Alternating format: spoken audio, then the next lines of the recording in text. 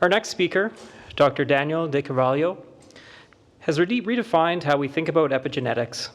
His pioneering research at the Princess Margaret Cancer Centre explores how cancer cells silence key genes, and remarkably, how those discoveries can be turned into new diagnostic and therapeutic tools.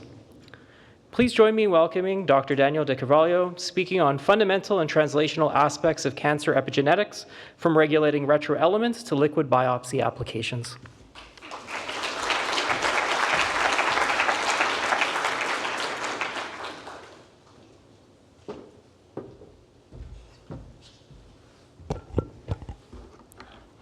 All right, thank you very much for the introduction. I want to start by thanking the Foundation for this incredible honor to be here today presenting my work. So it's really exciting to share the stage with such an amazing group of scientists. So this is the title of my talk today. It's a big title, so there's a lot to unpack here. So hopefully by the end of the talk, everyone can understand what I'm talking about when I give this large title. But let's start with the cancer epigenetics. And to start to understand cancer epigenetics, we really need to understand the human genome. So the human genome is our collection of DNA within our cells. So each cell carries about billions of letters of DNA. We have this A, T, C, G making these pairs of DNA. This is an actual printout of the human genome. I see several volumes for each chromosome, and you can imagine how big this is.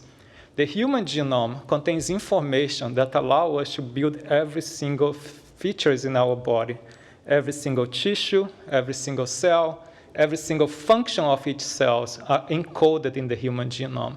So we have the recipes to build everything that we need to build within our genome. And I think, as I say this, everyone is thinking, okay, everyone knows about it. This is the most basic information about the human genome. So let's think about what not everyone knows. All of this information we're talking about to build every single cell in the human genome, every single cell in the human body, every single function in the human body encoded in the genome is only 2% of our human genome.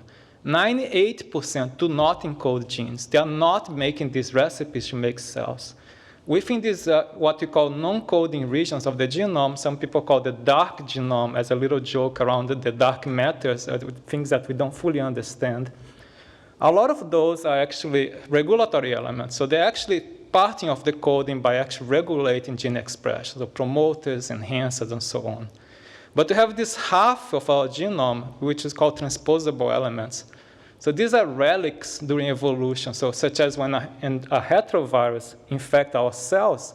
If the retrovirus copy the RNA into a DNA, insert that DNA into our cells, they become part of our cells. If this happens in a germ cell, it's actually become part of the human lineage. As the individual reproduce, the next generation will have that DNA into every single cell of their body, including their own germ cells and so on, and become part of the human lineage. So these are what we call the endogenous retrovirus. So these ERVs are 90%, you can see there. There are also other retroelements, such as line elements, which are long repeat elements, that contains reverse transcriptase. In our cells, we have several copies, about 100 or so, functional reverse transcriptase on these line elements. So they can actually copy our RNA into DNA and allow this DNA reinserted back into our genome. So we call jumping genes or transposable elements. There's another class called signs or short repeats, especially ALU elements. So they're very small, 300 base pairs, so they do not encode reverse transcriptase, but they hijack the reverse transcriptase. So as other reverse transcriptase copy the RNA into DNA, ALUs coming together and they copy their own RNA and allow them to jump around the genome. So we call these selfish elements. The 2% of our genome is working towards the benefit of the organism. The selfish elements, they don't care about the organism, they only care about copying themselves as much as they can and reproduce themselves in this way. So if you think about what I just said, the human genome contains all the information for us to make every single cell, every single function in our body. And our human genome is mostly composed of transposable elements. Then we have two problems with this picture. One is we have the information to make every single cell, but our brain cells only make brain cells. They do not lose the differentiation, become a skin cell or a lung cell. So they need to remember the lineage as the cell divides and maintain that lineage specificity. But all the brain cells have the genes to make a lung cell. All the lung cells have the genes to make a brain cell. The other aspect is the transposable elements. If they start jumping around, our genome just become a mess. We cannot become a living organism if the transposable elements are completely unleashed and jumping around in our genome. So how do we solve these two problems? This is what we call the epigenetic. Epigenetic, we can think about this as a bookmark. A lot of tags into our genome, a lot of tags on this book of life, telling us, read me here, do not read me here. So if you have a gene that's necessary for function in a brain cell, you have a lot of bookmarks telling this cell that they can read that gene. And if you have a gene that's necessary for function in the lung cell, your brain cell has a lot of bookmark on that gene say, do not read me. So every time the cell divides, they remember this phenotype and they stay in their own lineage. The transposable elements, during evolution, we try to mutate and destroy them. But within our lifetime, what we're trying to do is silence them. So we put a lot of those do not read me tags in transposable elements. So epigenetic has these two major functions. One is this heritable bookmarking of what genes should be on, what genes should be off. And the other one is repress this selfish, this pesky transposable elements and keep them quiet and organized in our genome. So just before I move to the details of this, I want to keep in mind this is actually the central point of my lab. This is the shoulder of giants that we stand in our lab and try to develop ways to think about this, is actually understand this epigenome, understand how this code works, and understand how we can use that. So what is exactly this? I'm talking about bookmark. What are these bookmarks? So the epigenetic is this chemical modification, these chemical tags to our DNA. So one major one that we study in the lab, perhaps the one that we mostly study, is what's called DNA methylation. So we add this chemical tag straight to the DNA molecule itself in a covalent modification. And that can help the cell understand if this should be a gene that you should read or should be something that you should not read. In other words, they should be inaccessible or be accessible for the transcriptional factors. We have all the epigenetic factors of not only methylation, but we can have acetylation, we can have all the chemical modifications, not direct to the DNA, but to the histone tails, where the DNA gets wrapped in the nucleosome. So in cancer, what happens is this bookmark gets scrambled. We start to change all of these bookmarks to have advantage for the cancer cell. So what happens in cancer is you start to lose DNA methylation someplace, start to gain DNA methylation other place. Histone modifications, you lose someplace, you gain other place. So it really scrambled the whole process, creating a lot of advantage for the cancer cell. So for example, we start to have inaccessible genes become accessible. The cancer cells start to access stem cell pathways. They start to access embryonic pathways and create this huge advantage for the cancer cell. It can also shut down, it can also create genes that are inaccessible, such as tumor suppressor genes, and then they become accessible, so you can activate those genes. It's very important that this is an intrinsic feature of the cancer cell. We cannot have a cancer cell without change the epigenome. We have profiled thousands of patients on the TCGA, the Cancer Genome Atlas. Not a single tumor tissue we can find a cancer cell that do not have this aberrant methylation or aberrant histone modification profile. The other aspect, it doesn't happen in a single place in the genome. We have these billions of letters of DNA, and this happens very broadly across the genome. We see millions of sites that we lose methylation in the cancer compared to normal. We see hundreds of thousands of sites that gain methylation in the tumor compared to normal. We see this massive change in methylation when we look across thousands of patients in the TCGA that allow us to infer the cancer type and allow us to find that it's a cancer or not. So with all of this, what our lab tries to do is take this in multiple directions. One is a very practical direction. Can you use these massive changes in epigenetics to actually profile and identify cancer? Can you use these as diagnostic tools? The other aspect we study in the lab is, okay, one function of epigenetics is heritable, gene on, gene off, and that's what cancer takes advantage of. What about the other function of epigenetics, silence transposable elements? What happened to those in cancer? And what happened to those in cancer is what called the viral mimicry concept. So this is viral mimicry is a concept we coined in the lab exactly 10 years ago. That's the idea that if the cancer cells do need to hijack this heritable on-off bookmarking system, then they have to pay a price. The price the cancer cell pays, because they need to pay this price for do their own business, is they lose the ability to regulate transposable elements. When they lose this ability to regulate transposable elements, the cells start to sense this as a viral infection. Our major discovery is actually when transposable elements get transcribed, the cells sense this as a viral infection, induce an antiviral response against a non-infected cell. And then as the cancer needs to transformate, they need to escape this process in order to transform.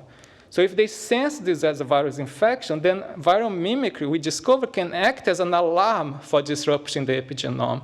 It's not only about cancer, it's not only about immunotherapy, it's actually a general alarm in our genome that can tell the cell every time we start to disrupt the epigenome, something is wrong. And the way the cell finds that something is wrong is because they start to see this transposable element get waking up and induce an immune response. But they can take this to more applicable functions, such as improving immunotherapy response. If you can actually induce this antiviral response, now you can have a cell that is invisible for the immune system. The cancer cell have very little ability to activate the immune system, and now make them very, very visible for the immune system, as they have now start to look like a virus-infected cell. So what are these viral mimics? So this is a very simple concept of this pathway. The idea that these retroelements, when they get transcribed, they start to make viral mimics. These viral mimics are double-stranded RNA. We also find later on that can be RNA-DNA hybrid, as the transposable element try to heterotranspose and reverse transcribe the RNA. We have RNA-DNA hybrid, and the cell sense this and activate the interferon response.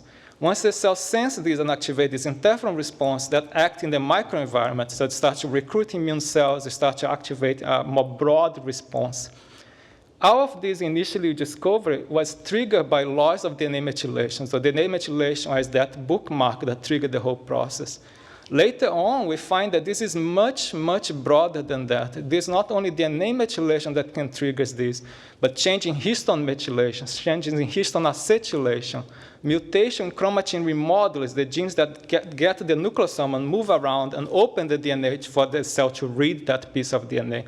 All of this leads to this viral mimic response. And then more recent, other groups have been showing that this pathway is even more important than just regulating chromatin stability. When you have also intronic retention, so if the cell starts to have problem in splicing, problem in processing the RNA, this intronic retention contains transposable elements, and now they are present in the cytoplasm, triggering exactly the same response. And the downstream to that is then the cell loses fitness, and then you activate adaptive immune response. Just some data showing these outputs.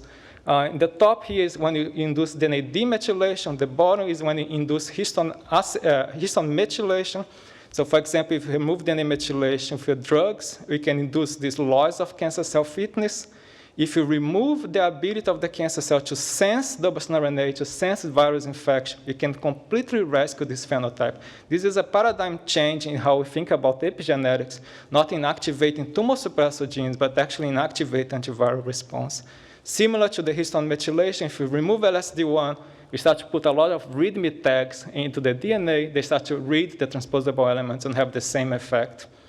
And then the output of all of that is then adaptive immune response. So a tumor that's cold, it starts to become hot, the T cells start to infiltrate. You can see this in both in the histone methylation and DNA methylation.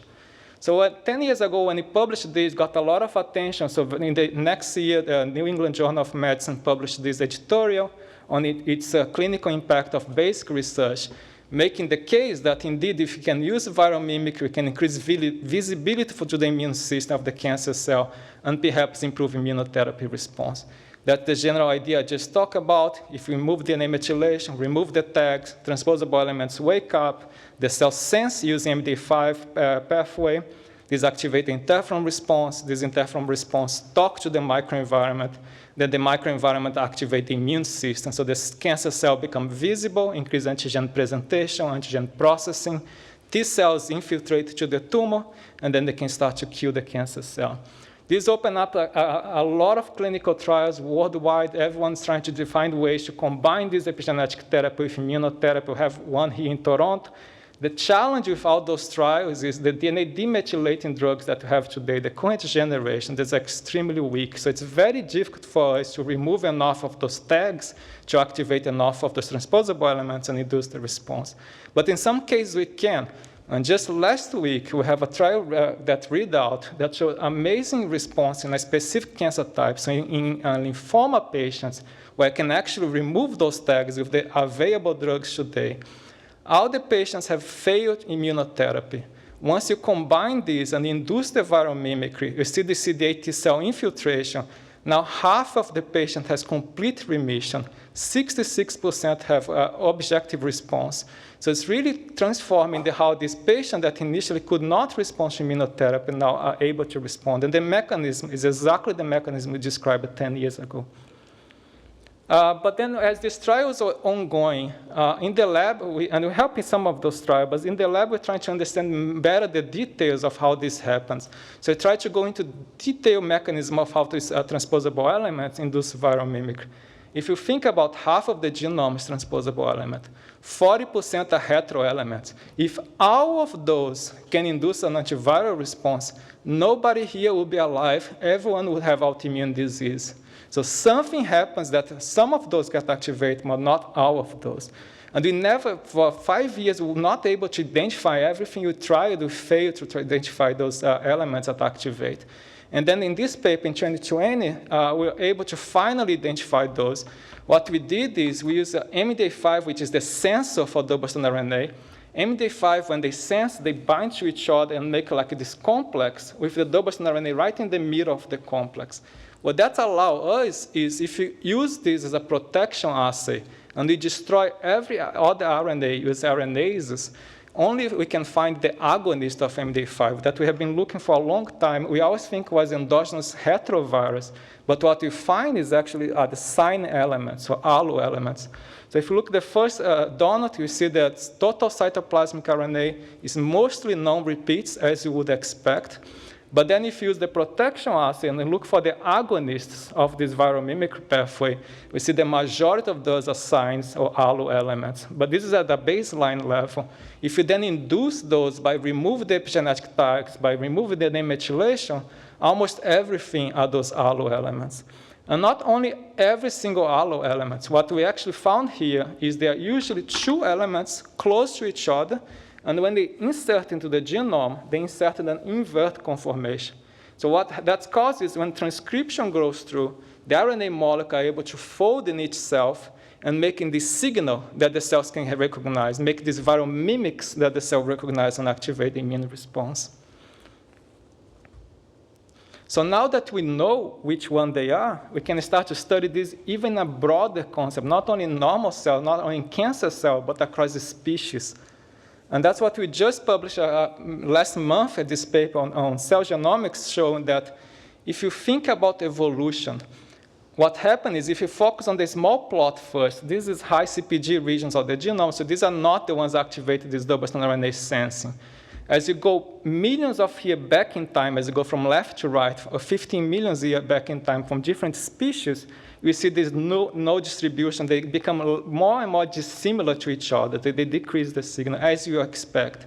But if you look at the big plot, the double-stranded RNA producing elements, the one that actually got inserted in a way that are able to activate the signal, and you go back in time, they stay exactly the same. So there's a very strong evolutive pressure in the hominidial superfamily lineage to maintain these elements that are self elements and behave as non-self. They activate this pathway. Suggest a function for those in benefit of the host, who is not only talking about the transposable elements as the selfish, as the pesky elements, but we actually co-opt them to activate this viral mimic and work to benefit of the host. And what are those benefits? So before I go there, this is not only the hominidal lineage. We can go and cross species and we find the same elements, aside these elements of high double-stranded RNA force that can actually activate this pathway. So the function of this is what we call the fire alarm.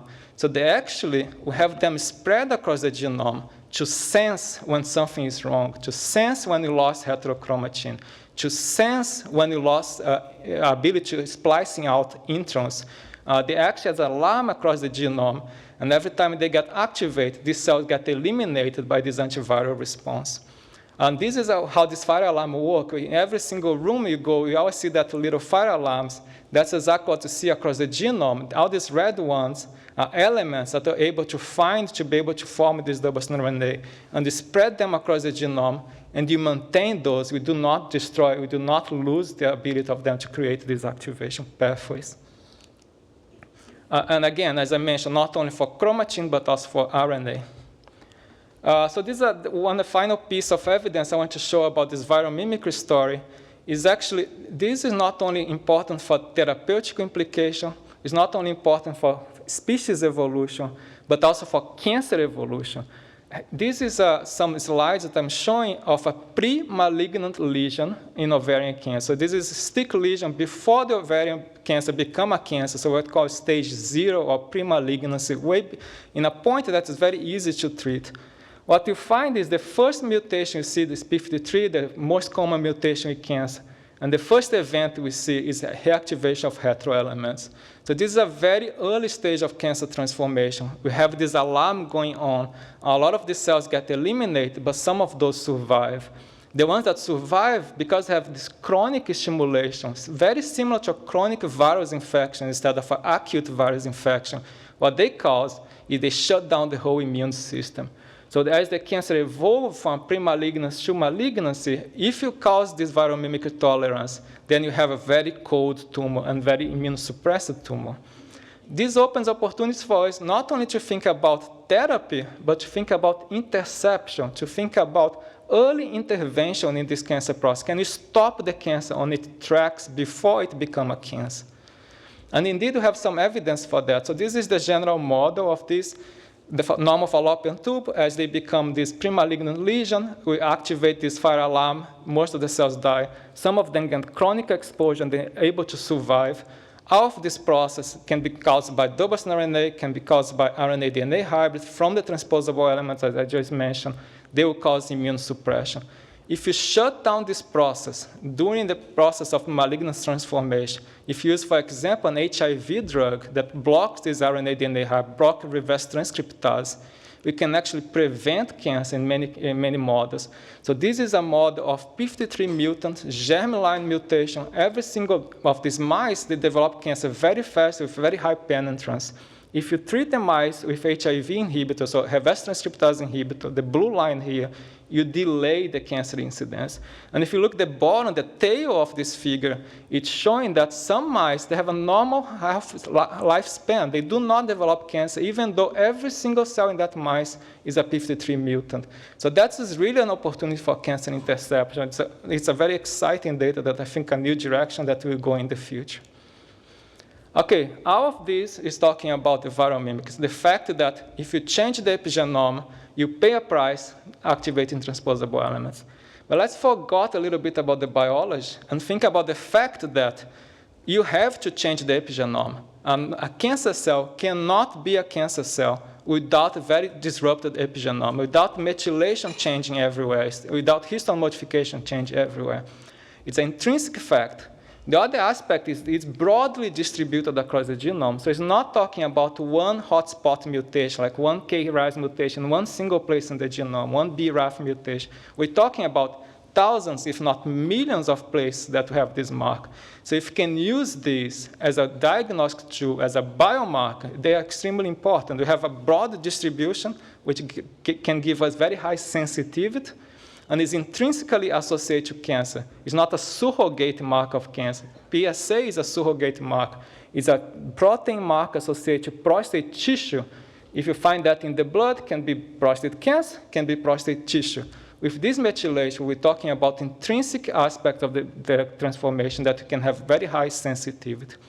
We published this first paper in 2018, the first proof of principle that you can use DNA methylation profile broadly across the genome and use that for multi-cancer early detection and classification. This opened up the field for this idea that was highly unaccepted in the moment, that instead of looking for mutation, or instead of looking for a single marker, you look the whole methylome, you can have very high sensitivity, very high ability to detect and discriminate. This opened multiple companies, multiple technologies competing on this field. Thousands of patients receive today this test from different approaches of profiling the methylome. And this is just an evolving field in the last few years. So we're coming close of time, so I'll go relatively fast. But the idea here is the liquid biopsy is collecting pieces of cell-free DNA that every single cell, when they die, they release this small piece in the circulation. If you collect those pieces, you can identify the presence of cancer by inferring the modification in the cell-free DNA fragment. Is this cancer-derived or is this normal-derived? I'll go to a little bit to the technology and a little bit to the clinical aspect, but before that, I want everyone to take a step back and think about the equity aspect of this. We are here in Toronto. We are in the epicenter of medical research. Every single machine that we need to have access just a few meters from us here. If you live in a northern community, if you live in a rural community, if you live in a country that has underdeveloped, you do not have access to these machineries. But it's very easy to collect a blood test and ship the sample to a lab elsewhere. So if you can actually use the blood test-derived assays for early detection, for monitor therapy response, for residual disease, you can have much broader implication in terms of accessibility for the population. So the way we're trying to do this is a technology developed called the CFMEGIP-seq platform. In very short, is we have all these cell-free DNA fragments. We physically separate everything that's methylated in one tube, everything that's not in another. All the signal we care is in the methylome fraction, and then we sequence the methylome. Become very signal-to-noise enrichment, very data-rich, and become very cheap to sequence because now we not sequence the whole genome. We only sequence the bookmark. Instead of read all of those volumes of books, we just take the bookmark and read that page. And that's how we need to classify and identify the cancer. There's multiple clinical applications we validated over the years. I will not have time to speak all of them, so I want to focus on two very important ones. Cancer early detection and this tissue-agnostic MRD assay. So 1 minute before Janet kicked me out here, cancer early detection, we can use this to identify the different cancer types. We can identify this profile of methylation in the plasma sample and able to classify the different diseases just based on where the methylation is, what genes, what regions of the genome we get this mark. And indeed, we have the first readout of a large clinical trial running. The objective is to have much larger sample size. This is just the first few samples, 2,000 samples, across 12 cancer types. And you can see this exquisite sensitivity and specificity to detect those cancers. Highly skewed toward early stage disease, which where we want to detect. The other aspect is the MRD assay. So this is a molecular residual disease. The patient is treated with curative intent. The clinician don't know, is this patient cured or not? Should I keep treating and perhaps causing harm instead of benefit if they're already cured? Or should I switch treatment because actually the cancer is not cured yet? And what we're trying to do is identify ways to do this. So this is a clinical validation, completely blinded. The final step for us before actually this become clinical available to patients that we just published early this year show that in head and neck, we indeed can identify patients that have residual disease versus patients that do not have residual disease. Now, the clinician can change therapy, or they can actually de-escalate therapy based on results like this. And this is right now is becoming clinically available. Just as last month, some hospitals are starting to use this and revert results back to patients. So it's already have clinical impact as we speak here. So just my last slide, I thought to put some final thoughts and some acknowledgements for me to finish this presentation. The first one is the importance of basic science, right? The usefulness of this useless knowledge. People didn't think about transposable elements as something that's just a curiosity. And see what we can take of that just by following our curiosity all the way whatever the science takes us. The other aspect is teams, right? We have every single speaker talk about this. We cannot do any of this by ourselves. And I would not be here today if it was not by my lab over there that actually have taken these ideas and translate them in practice, have doing the experiments, have taken the risk of doing some of the experiments and find this exciting result. And this only happens if it's an organic collaboration. It's not a top-down that someone at a different institute try to make you collaborate. This is people with the same interests, different backgrounds, very talented people that come together to get to these results. Always be fearless, right? Don't be afraid. Take the results, whatever the results suggest you go that direction. If someone asked me 5 years ago, I would be working with evolution, I would say no. 10 years ago, if I worked with diagnostic, I would say no. And here I am today talking about this. But out of these first 3 points, I think every speaker in one way or the other, they talk about this. What I want to say is that the final point is the human side of all this process. It's not only about you be fearless, not only about you have the team, but you really need to have your support. You need to have people that inspire you, people that challenge you to be better. It can be your friends, can be your colleagues, and for me, it's always been my family, so I'm really excited for that. Thank you.